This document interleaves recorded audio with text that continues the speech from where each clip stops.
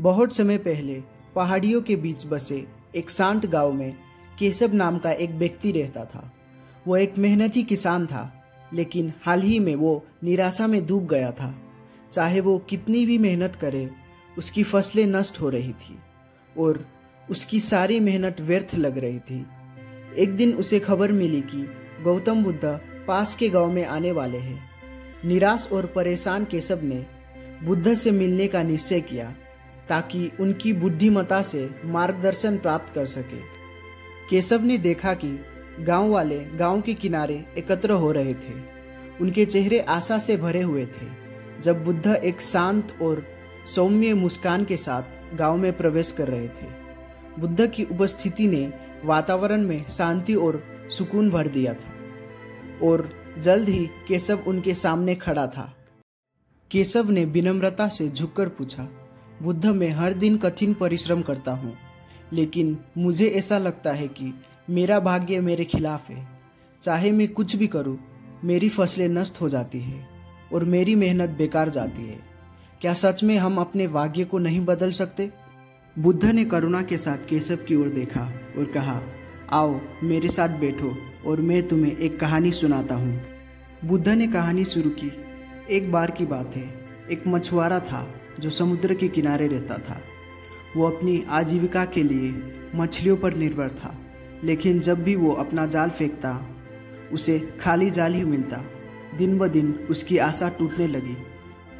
एक दिन जब वो निराशा में समुद्र किनारे बैठा था, तब एक बूढ़ा बुद्धिमान व्यक्ति उसके पास आया और बोला, तुम हर दिन अपना जाल एक ही तरीके से डालते हो और अलग परिणाम की उम्मीद करते हो।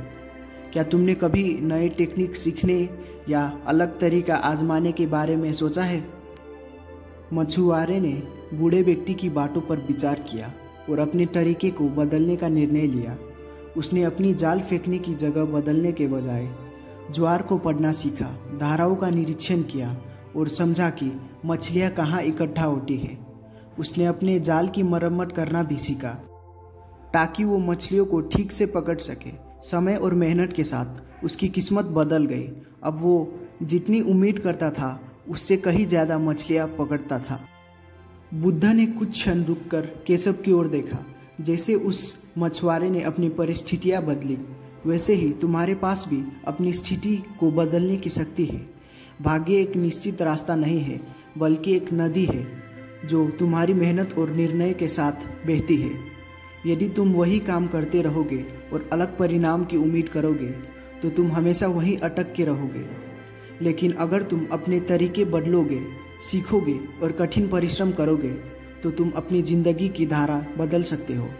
केशव ने कृतज्ञता से अपना सिर झुका लिया और कहा, धन्यवाद बुद्ध, अब मुझे समझ आ गया है कि मुझे अपने तरीके बदलने होंगे, अधिक मेहनत करनी होगी और अपनी चुनौतियों का सामना करने के लिए नए तरीके सीखने होंगे।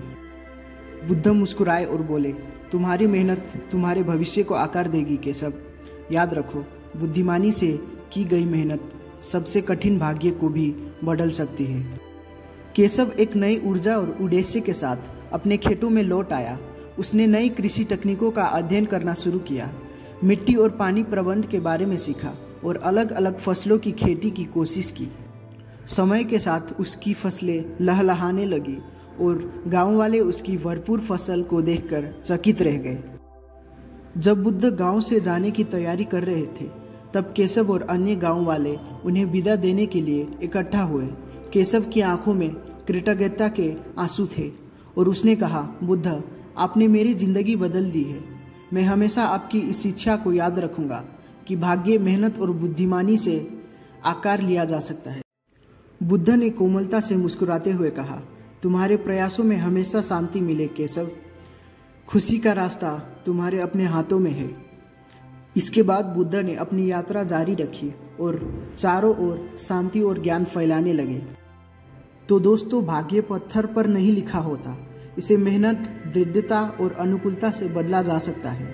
जैसे केशव ने बुद्ध से सीखा, वैसे ही हमारे पास भी अपनी मेहनत से अपनी भविष्य को आकार देने की शक्ति है।